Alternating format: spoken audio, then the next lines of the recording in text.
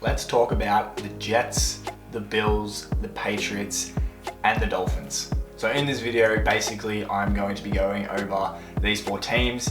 It's a sort of predictions video in a way. If you haven't seen the last one, the first one I've done on the NFC West, so the Cardinals, the Seahawks, the Rams, and the 49ers, basically just go through each team and what I think their outlook is for this season. Talk about their key players, whether it's the big names or some names that maybe you don't know about as much, rookies or just players that are potentially primed for a massive season. And then sort of at the end, I give a rough estimate as to what their record will be. If I were to go through every single game of the season and predict who will win, my records will probably look a lot different to the ones that I'm going to provide, but it's just sort of a rough guess. But without further ado, let's just get into it. Right off the bat, I just want to mention how competitive this division, the AFC East, looks. The first time I'm talking about the Patriots on sort of the bottom end of that scale, but overall, all the teams, this could be a very intriguing division to watch come the end of the season. But yes, in terms of the Patriots, I've got them finishing last in the division. We'll get to a specific record later, but this team, for me, on the outside looking in, it's just one that they look to be just sort of floating in that middle area, a team that's capable of winning against a lot of other rosters in the NFL, but ultimately doesn't have, I guess, enough talent to sort of take them to that next step and get them back into the playoffs and be a consistent threat in the AFC. And then on the flip side, they're just not anywhere near the bottom of the barrel in the NFL, because obviously Bill Belichick, as a just coach alone, is enough to hold them up. But I think the overall talent on this roster is sort of lacking. They've got their names that you can sort of hang your hat on, I guess. I think Mac Jones will have a much better campaign than last season. But overall, just the talent, it seems to be lacking, and there's a good reason why I think most people will not be able to put the Patriots any higher than fourth. One interesting thing, though, that has developed in the last 24 hours, and we're going to be talking about a couple of new additions to this division. Ezekiel Elliott is one of the new running backs in New England. He's going to be partnering up with Ramondre Stevenson, which is, my first initial reaction was like, that sucks for Ramondre, because this is a guy that I look at pretty highly, and I think many people would also, because last season when Damian Harris was sort of out and had his injuries, Ramondre Stevenson, I think, stepped up in a massive way, and I think proved to a lot of people that he can be a 3-down back. He can be the guy that you hang your hat on in the running game. But Ezekiel Elliott coming into this running back room could potentially take quite a few snaps off him. And I'm not saying Ezekiel Elliott is sort of well past his peak and his best, but there's a guy there that can provide a specific role in terms of goal line threat, big time, and just third down back type play that you need to get that first down.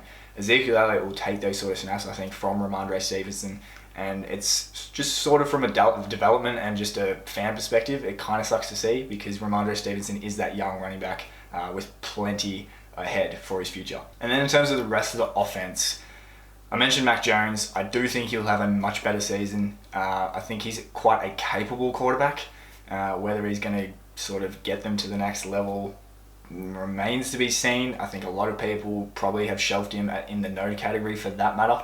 But then the people that he's throwing to as well hasn't been a massive improvement. Juju Smith-Schuster obviously had a very good season with the Kansas City Chiefs. By no means was a Tyreek Hill-like replacement, but they ultimately won the Super Bowl and he played a part. And then Mike Gesicki coming in from the Dolphins, tight end, to pair along with Hunter Henry, questionable there as well. And so the big point that I'm sort of getting for this team, for the New England Patriots, is that they're ultimately sort of set up to fail, I think, just due to the moves that they made and the moves that they haven't made, I guess.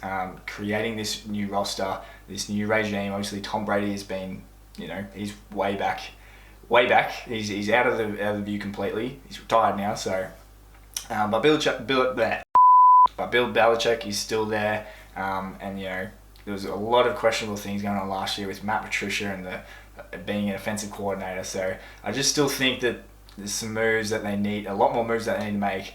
to get them back to the top of this division. And so with that, a record for them. As I said, I don't think they'll be bottom of the barrel in terms of the NFL, and I think they'll sort of sit around that middle mark, as I mentioned, and I'm going to give them 7 wins and 10 losses. So onto the Miami Dolphins. In third place, I have them, which is tough because I mentioned towards the start of the video, this division is a very intriguing one. I'm pretty, high on the Miami Dolphins in terms of they're a team that, while they could finish third, and I've got them finishing third, they could still make the playoffs. Having said that, the AFC as a whole is very, very strong once again. So it's going to be a tough year for the Miami Dolphins, I think, particularly because of the other teams that I haven't mentioned yet to come, the Jets and the Bills. Between them, who's going to win their division? I think because of the strength, it's going to be very tough for the Dolphins. And in division, that's where they could shoot themselves in the foot. They might be able to grab wins against teams from the NFC or other teams from the AFC.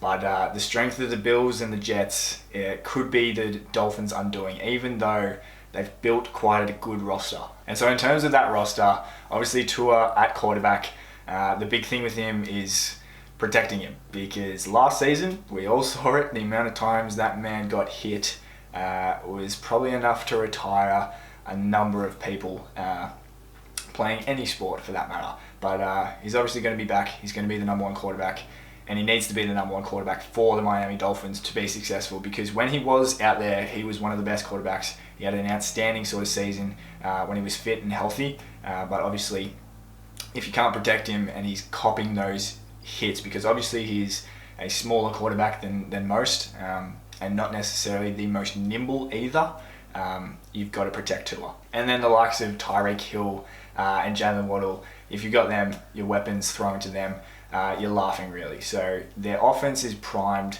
to go again, and I think with Mike McDaniel coming from that 49ers sort of coaching staff, he's got the running game. So Jeff Wilson is back along with Raheem Mostert, I believe. And then the addition of Devon A-Chain a couple rounds into the most recent draft, or another running back. He's being touted as someone that could make an impact as well. So their offensive pieces are very nice. And then on the flip side, defensively, they've also been able to build a nice core. Jalen Ramsey unfortunately suffered an injury that will keep him out for the start of the season. He's the big signing there at cornerback, still one of the best in the league. Had a down year with the Rams, but the Rams were a total show for the most part of last season. And then you've already got Jalen Phillips, who I'm very big on, young edge rusher. I think he's going to have a massive year. Bradley Chubb, another addition from the Denver Broncos, and players like Xavier Howard that are already there, who are quality in itself. So big roster with plenty of talent. Unfortunately, it's just the situation with the division that I just can't see them finishing higher than third. And so with that comes the record. A rough prediction. I'm going to have them finishing a 9-8 record. A lot of that predicated towards probably losing a number of in-division games, particularly against the Jets and the Bills, but even maybe dropping one to the Patriots. But ultimately, I think that sort of record might be enough. But as I said, the AFC in general is going to be very strong again, I believe. So Dolphins missing out on the playoffs could ultimately be the demise of Mike McDaniel, because everyone wants to make the playoffs, and if they don't, I think after this season he'll probably be gone. And so I've got the Jets finishing second behind the Buffalo Bills. Let me know what you think, what your predictions are for this division in particular. Do you think the Jets are going to get it done with Aaron Rodgers? For me, the sort of big reason why I've put them in second rather than winning this division is that I think there might be a few growing pains to begin with, and to sort of start the season with Aaron Rodgers.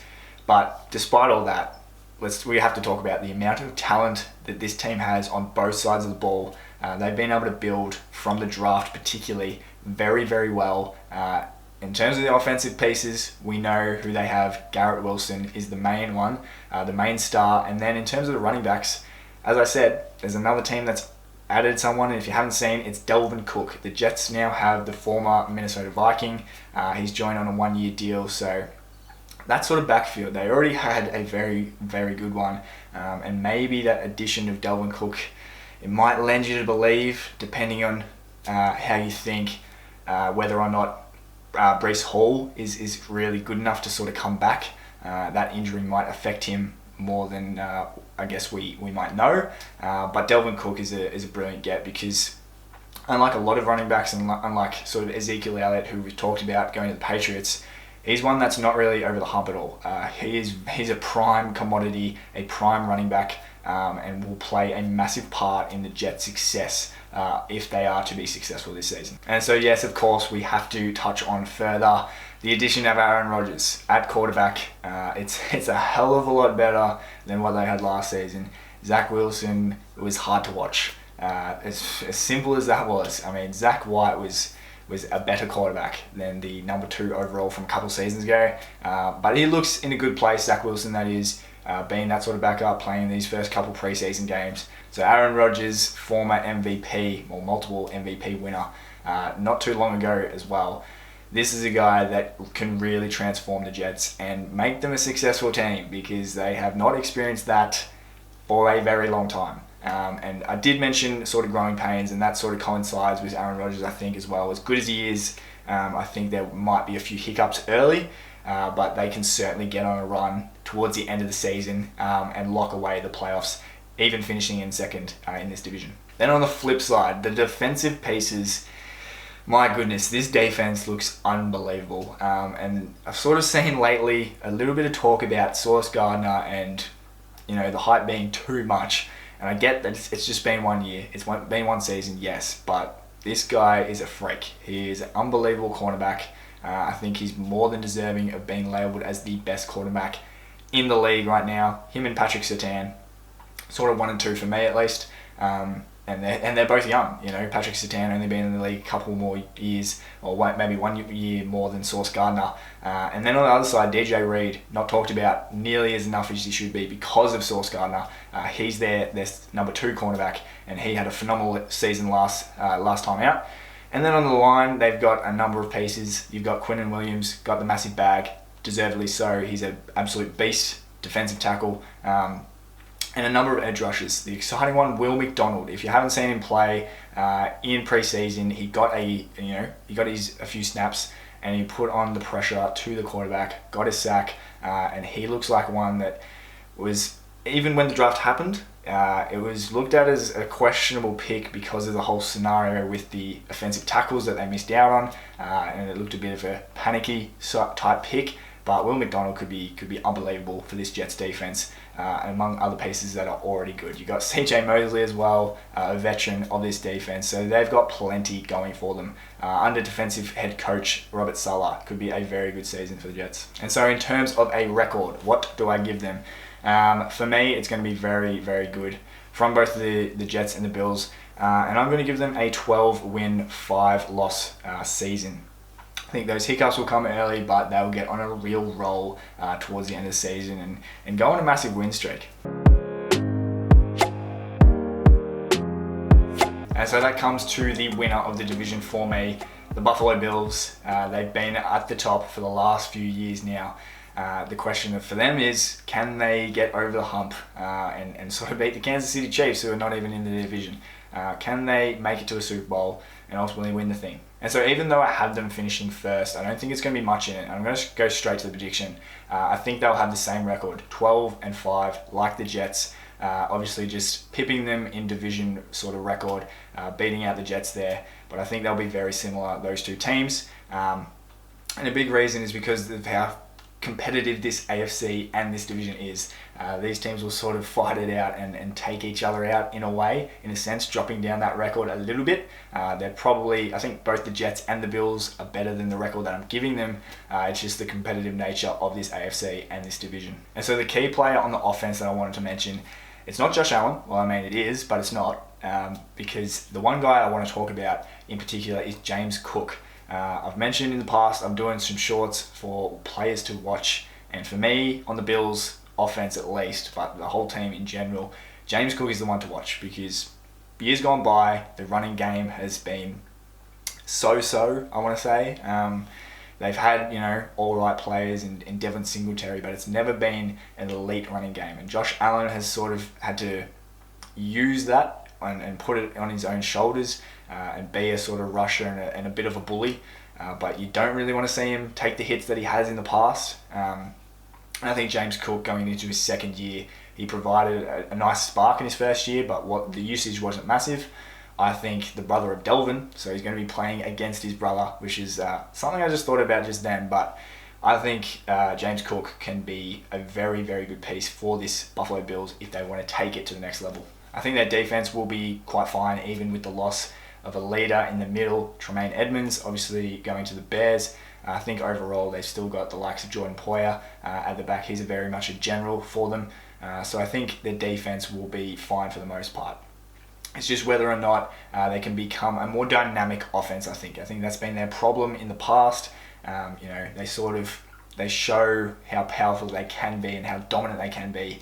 But ultimately it catches up with them in the end because teams are able to adjust and sort of shut down one avenue and then not as strong in another avenue. So that's why I push forward James Cook in particular to be a sort of difference maker this season for the Bills. The other thing I want to mention quickly as well is put the question forward. If the Bills do not have a successful season, and by that I mean maybe a first round exit for the playoffs, because if they don't make the playoffs at all, then this should surely happen. But if it's not what they, the owners and whoever want, is Sean McDermott's head on the chopping block? I want to put that question forward to you guys because I'm honestly not sure. He's been around for a number of seasons. He's obviously provided a good culture for this team. Josh Allen has been there since he's been there. So there's a lot riding with Sean McDermott and these Buffalo Bills. But if they don't have a successful season, is he gone? But that brings me to the end of this prediction video for the AFC East. I've got the Bills on top, followed by the Jets with the same record, then the Dolphins and the Patriots bottoming out. But not necessarily the worst team going around. That's just what I think it will be. Let me know what you think this division will look like come the end of the season. And let me know about that Sean McDermott sort of question that I've posed. And if you did enjoy this video, chuck us a like. Make sure to subscribe to see the next divisions because I'm going to be covering all of them, of course, before the NFL season begins. It kicks off early September, so we've got plenty of time to run through each division. And as I mentioned, I've already covered the NFC West, so check that out after this video if you so desire, and I'll see you in the next one. Cheers.